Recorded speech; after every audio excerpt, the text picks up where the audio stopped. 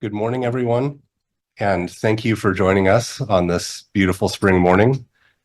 And this year, Jamestown celebrates its 40th year, and I think we've got quite an interesting program of events that will be coming through later this year. But this is really one of the highlights of our spring, and I want to thank all of you for coming here today in person, and for all of those that are joining us online. Today's event with the Free Nations of Post-Russia Forum puts our attention squarely on some of the big questions that concern all of us about the future of Russia, or the Russian Federation, rather. I think too many Westerners, including myself once, thought of the Soviet Union and the Russian Federation as Russia without considering the Union or the Federation part of it. Even otherwise astute leaders in the 20th century used Russia almost interchangeably with the Soviet Union and with the Russian Federation. Again, forgetting that there are a great many other nations that are a part of that federation or were a part of that union, and not always by their own choice. Obviously, in this gathering, we all know somewhat differently about what that Russia includes. I think one of the central lessons of the 20th century has to be this: to take seriously the national aspirations for self-governance and for independence. As imperfect as the Versailles Conference was 105 years ago, it heralded a new moment in international relations. The great powers thereafter would have to address unmet demands for national self-determination, either at the negotiating table or on the battlefield. The leaders who chose the latter consigned their legacy to one of failure and national disaster. Now we see a Russia that is bursting at its seams under the pressure created by Putin's second invasion of Ukraine.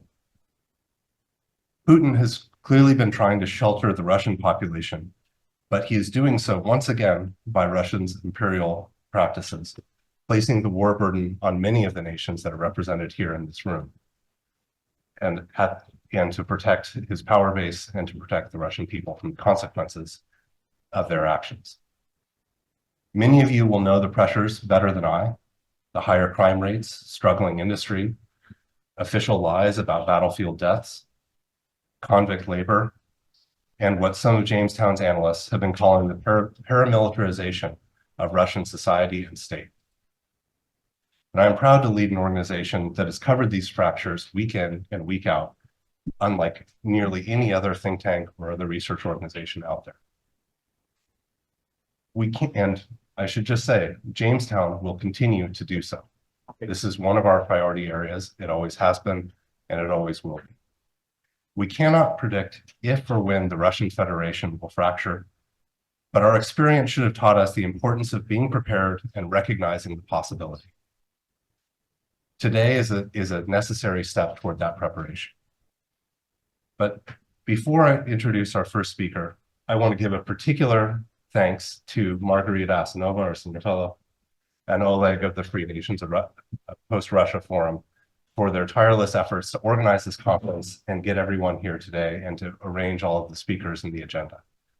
And also to Jamestown staff, but in particular Josh Haney, standing there by the screen, who has done an excellent job of organizing Jamestown's effort to put this conference together. And lastly, to Smurf Events for providing the audio and visual support to make this possible. So with that, it is my distinct pleasure to introduce Ms. Anna Fortiga, who has served as a Polish member of the European Parliament from 2004 and 2005, and since 2014 to the present. She was the spokesperson on foreign affairs for the European Conservative and Reformist Party, ECR, in the previous legislature chair of the Subcommittee on Secretary of Defense of the European Parliament, and vice president of the ECR party. She was a member and then head of the International Office of the Independent Self-Governing Trade Unions, or Solidarity, in the 1980s and 1990s. And after 1992, she served in many public positions, including the position of Deputy Mayor of Gdansk, Minister of Foreign Affairs of Poland from 2006 to 2007, and then Chief of the Chancellery of the President of Lech Kaczynski 2007 and 2008.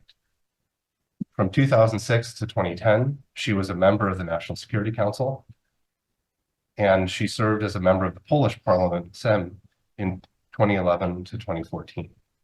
In 2020, she was appointed by the NATO Secretary General to the NATO Reflection Group, and in June 2022, she joined the Group on International Security Guarantees for Ukraine. She has been a good friend of Jamestown and our senior fellows, and is, I think, one of the great European leaders of the last 3 decades. With that, over to you, Anne.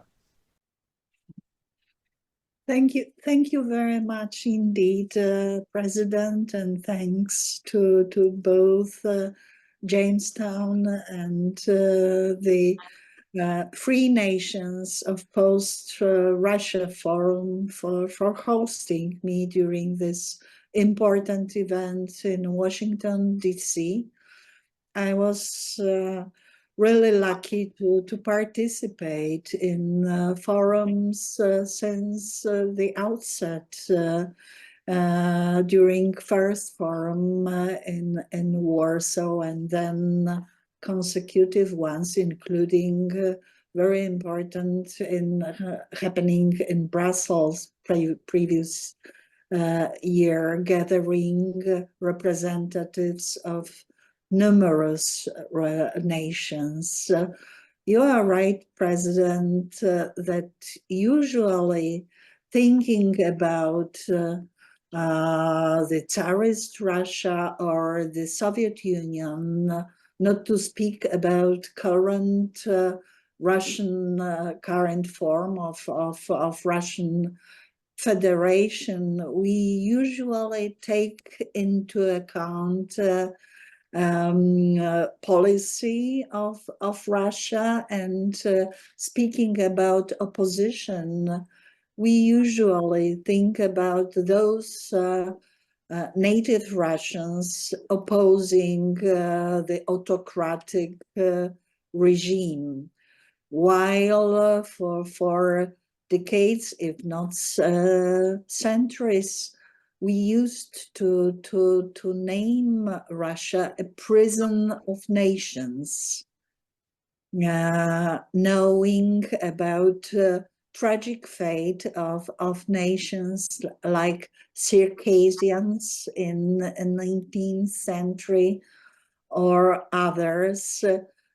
Currently, we know when Putin sends troops to Ukraine, that predominantly he tends to send representatives of imprisoned nations, of those who not necessarily participate within the federation on their free will. We have to remember 2 Chechen wars, or wars waged by Kremlin against the Chechen people in 1990s, and ending with slaughter of population. In particular, we remember Chechen children. Imagine there were more than 40,000 of them, thousands of them killed by Kremlin troops during their uprising. And actually, not all of us aware of this genocide or genocidal actions taken by Kremlin.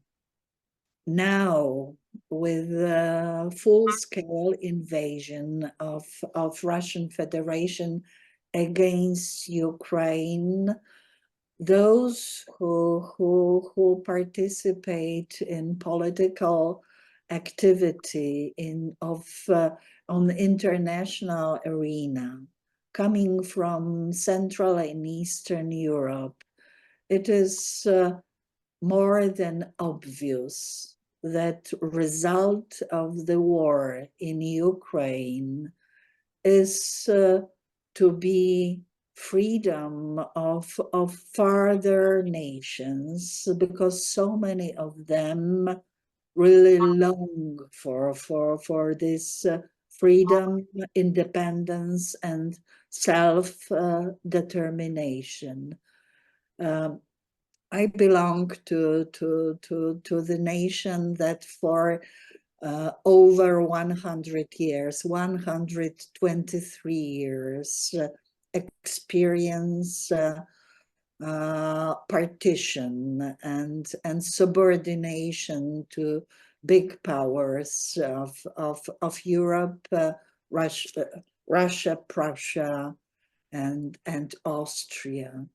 And actually gaining freedom and independence in 1918 after the First World War, therefore longing for this freedom in time when everybody was afraid of Great War, and remembering this Great War and as one of the major disasters happening to the world. Yet for us, it has been remembered first as foremost and as opportunity to regain freedom and independence. Unfortunately, it was not the case after the Second World War. We were still under communism boot. But what I want to say now is there is never a time ripe enough to say that nations can easily, freely aim for peaceful changes in terms of regaining freedom. Every time we should support this kind of aspirations. I speak about this when we expect further escalation of the dire situation in the Middle East after unprecedented attack waged by Iran on Israel, and possible further cases with far in the East, in particular destabilizing freedom of navigation in Taiwan Strait. Yet I'm absolutely sure that all these events are linked together. Therefore, within NATO, we take the 360 degrees approach, and we have to think about a situation that is in our eastern flank, and namely after invasion of Ukraine. I think that what is inevitable is for nations belonging currently to the Russian Federation to step by step regain more independence. It may be possible for some of them to once more aim at refederalization, but it should be done on differently or on totally different criteria and principles, allowing them to develop according to their national aspirations. I know so many of them, and I know how long they used to fight for this cause.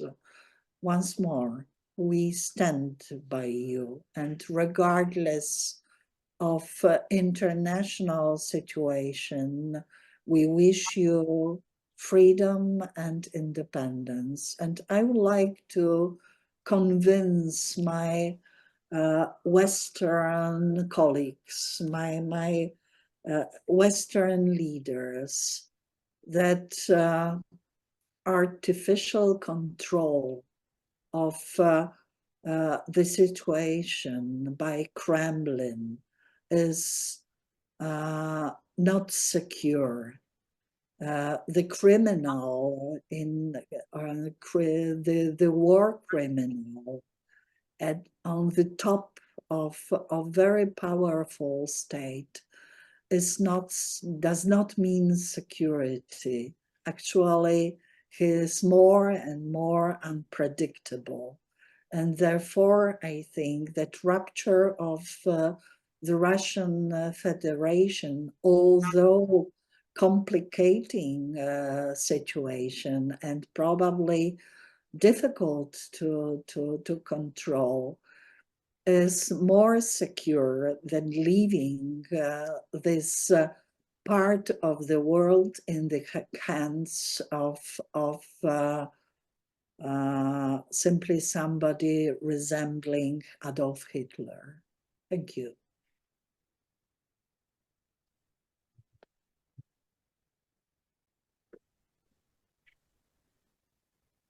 Thank you very much for your remarks, Anna, and for appearing for us in Poland. We only wish we could have you here in person. It was so delightful when you stopped. I'm sorry, it is the end of this legislature, and still a lot of work here in Brussels, but my greetings from Brussels. But because we have such a full day, I'd like to invite our first panel to come up. Margarita, please, and the other speakers.